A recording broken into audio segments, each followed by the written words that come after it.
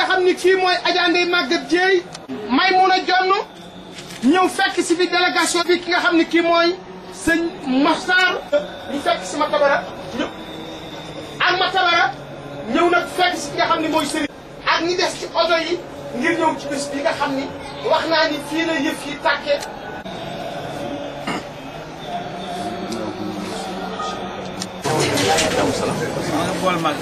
Et je voudrais rendre grâce à Dieu de l'opportunité d'être ici aujourd'hui à Darou Salam, qui, comme son nom l'indique, est une terre de paix. Paix que Serigne Touba lui-même a sollicité de son Créateur en lui demandant de lui apporter la paix ici à Darou Salam, à lui comme à l'ensemble de sa famille, à la fois biologique et spirituelle. Nous sommes donc venus à Darou Salam participer au Magal en quête de paix pour le Sénégal et pour les Sénégalais, en quête de prospérité pour le Sénégal et pour les Sénégalais. Le guide de Darou Salam est connu comme étant un modèle de fidélité et d'attachement à Serigne Touba, mais aussi un modèle de rigueur dans le travail et dans la quête d'une richesse licite qui lui autorisait une grande générosité en direction de ses frères et sœurs en islam. Merci. Vous avez tantôt parlé de paix, mais cette paix s'ébranle avec ce qui se dessine à l'horizon, surtout on parle de report d'élection. Au moment où vous venez de m'expliquer votre effort de campagne. Oui, j'espère qu'il ne viendra à l'idée de personne d'envisager de reporter les élections. Je crois que les Sénégalais ont une très grande maturité en matière d'organisation d'élections. Le respect du calendrier républicain et le strict respect des règles édictées par la Constitution nous incombe à tous. Et j'espère, je prie que l'ensemble des acteurs, au premier rang desquels le président de la République, respecte le calendrier républicain et que l'opportunité soit donnée à toutes les Sénégalaises et à tous les Sénégalais de se choisir le nouveau président de la République pour février 2020. En même temps, vous êtes le premier à avoir émis cette idée. Je n'ai jamais émis l'idée de report. J'ai toujours dit que sur la base des consultations que j'avais effectuées auprès des constitutionnalistes du pays et de l'étranger, qu'au regard de la constitution actuelle, le président de la République terminait son mandat en février 2012 et qu'il n'avait pas droit à un troisième mandat. Mais les constitutionnalistes avaient envisagé l'hypothèse d'une révision constitutionnelle qui restait dans l'ordre du possible et laquelle révision constitutionnelle aurait pu s'effectuer en deux directions, soit d'effacer purement et simplement la limitation du nombre de mandats à deux, soit d'appliquer la nouvelle prolongation du mandat de 5 ans au mandat en cours, ce qui est la nouvelle élection. Ça, c'était de simples hypothèses d'école, mais en l'état actuel de la Constitution, deux choses sont constantes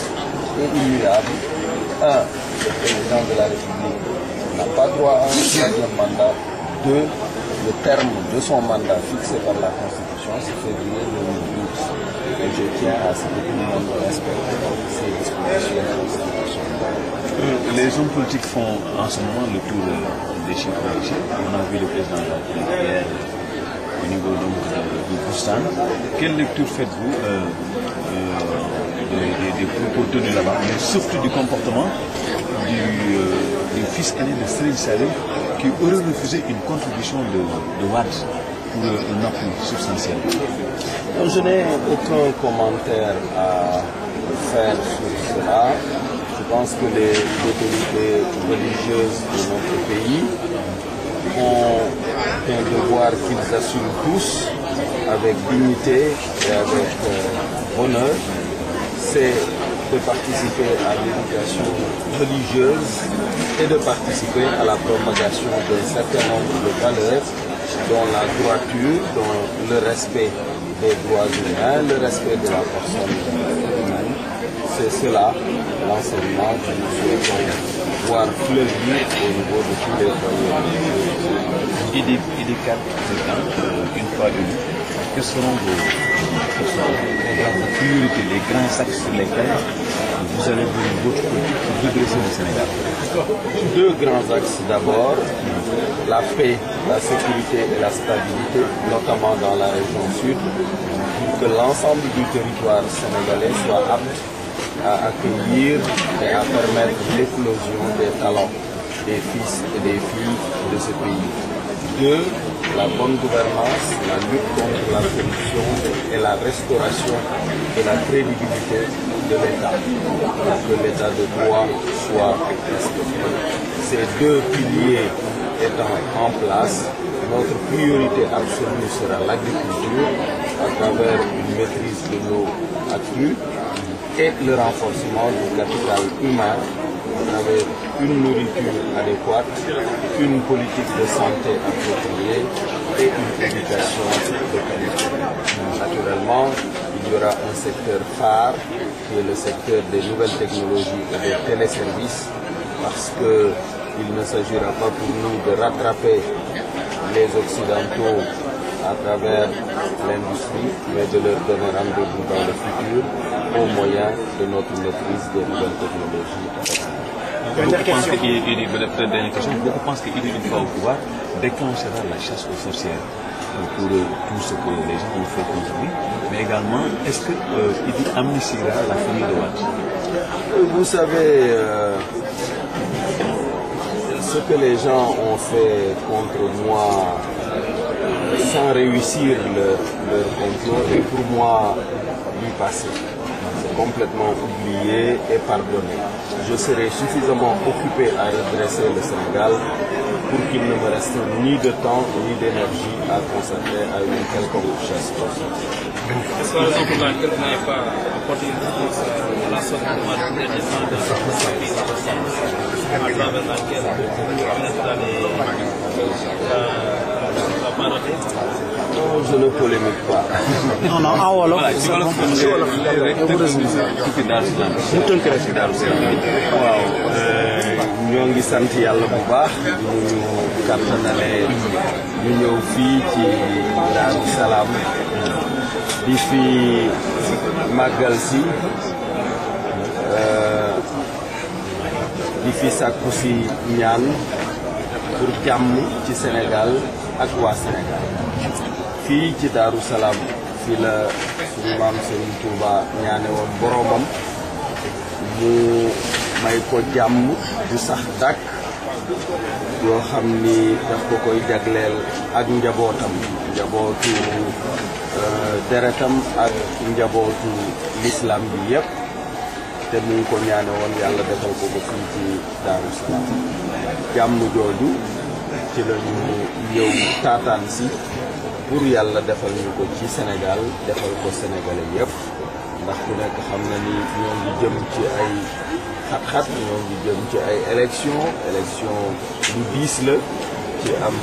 réew. Donc ñoo ngi ñaan yàlla ci barke guddi gi fii ci màggalu Daaru Salaam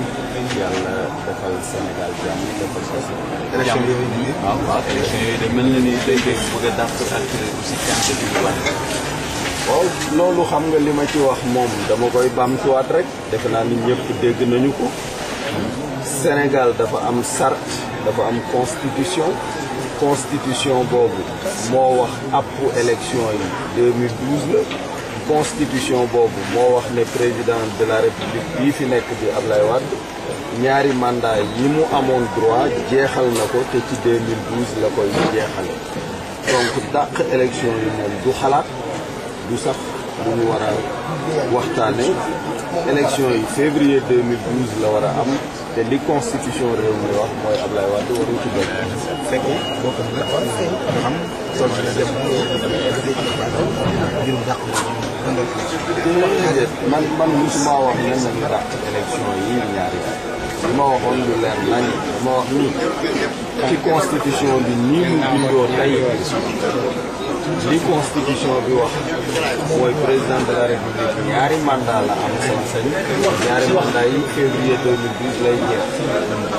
te ci février 2012 la ñu war a taxawal élection loolu mooy li dëppoo ak ñoom wante constitutionnaliste yi bi ñu may bindal bataaxal bu ma wax loolu dañ ne ma na nga sóoraale ni président de la république bi fi nekk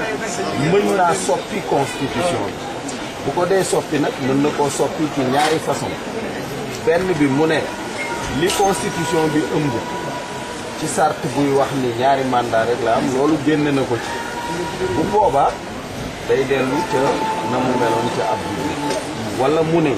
comme léegi yokk nañu mandat président bi dootul juróomi ak juróom-ñaar la loola nañ ko daal di doxal ci mandat bi nga xam ni moom la nekk di ko mottali bu loolu amoon élection yi 2014 mais soppi constitution boobu bi ko président de la République jéemee ci 23 juin waa Sénégal yëpp àndandoo taxaw génn ci mbedd bi ne ko du fi amee donc loola dàq na kon léegi daal li nga xam ne lii moom la ñëpp war a jàpp mooy li constitution bi wax mooy élection yi février lay am. sëy nëbët yi nga xam ne moom boo jëlee nguur gi ci février 2012 lay doon ndax njabootu Ablaye Wade gi dañu topp. waaw li nga xam ne lii mooy li Sénégal gën a soxla mooy jàmm dal jàmm ak dal ci Casamance pour que suufus Casamance doomi Casamance ak doomi Sénégal mën koo liggéey jariñoo ko ci wàllu mbay ci wàllu tourisme ak yeneen xeeti yëngu-yëngu yoo xam ni suufus Casamance mën na koo attan te mu amal njariñ Sénégal ñaareel bi mooy delloosiwaat njub delloosiwaat doxalin bu jaar yoon bu dëppoo ak sàmmonte ak àq ak yelleefu doomu aadama bu loolu pare nag suñu priorité li muy doon mooy dundal mbay mi ndax mbay mi téeméeri sénégalais yoo jël juróom-benn fukk bi ci la ñuy yëngu wante alalu réew mi saa yoo ci jëlee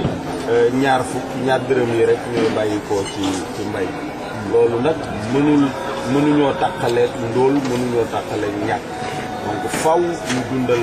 mbay mi ci façon boo xam ne bii alal ja cay génne dana mën a jëme kanam ña cay jëme beneen secteur boo xam ne bii aussi yàlla mën nañu cee defal ndam mooy secteur bi ñuy wax technologie yu bees yi maanaam yi liggéey mbiri téléphone ak mbiri internet ak mbiri ordinateur ak informatique ak yu demee noonu loolu aussi buñ ci góorgóorloo yàlla mën naa am ñu dem sax ba romb ci tubaab yi donc loolu aussi dinañu ci bàyyi xel dinañu ci def sa gars yi toppaate waaw toppaate moom ak fayonte loolu jullit du ko def yonent bi moo ñu gën fuuf lu nekk la daj ci ay mbokkam ñu génne ko Màkk xeex ko yonent yàlla Yuusufa dugaloon nañ ko sax ci teen def ko kaso def ko lu nekk mais ku ci nekk bala yàlla joxe ndam suufeel say pexe noonu da ngaa baale donc baale googu itam laa ko siyee doxal sama diggante si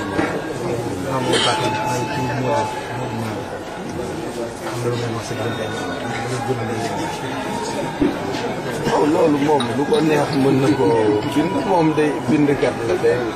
wax ci xalaatam mais man li ma waxoon ci laa nekk ba léegi te fii laa ko waxe woon ci Touba ci màggalu daaw bi wax ni sama diggante ak Ablaye Wade gise mënatu cee am waxtaan mënatu cee am jeex na tàkk jàmm nag laa ko yéen ba xam lan ngay sëppu nan lay doon fii diggante Gaawaan fii ak Darou Salaam ndax dëkk bi sëñ Bamba ko sañcal boppam daal dem ba àgg ci waxtu mu ne maamu ñii demoon nga sañ na Gaawaan nga xam si soo ko ñëw sañ ci boppam fii nag moo la mën a wax ñaati at la def ci àll bi ak xam-xamam moo la ko mën a wax nga xam ko ñu jax rek duñ ko xam man loolu rek a tax ma xam dafa am lu ma ci wax ma dégg ci ñoom dégg ci ñoom nag tax nga xam ne diwa mën a jàng ñu laajal ñu jàng di moom diw ko bari alal ñu ne laajal ñi bari alal ni moom loolu la ñu wax man jànguma waaye nag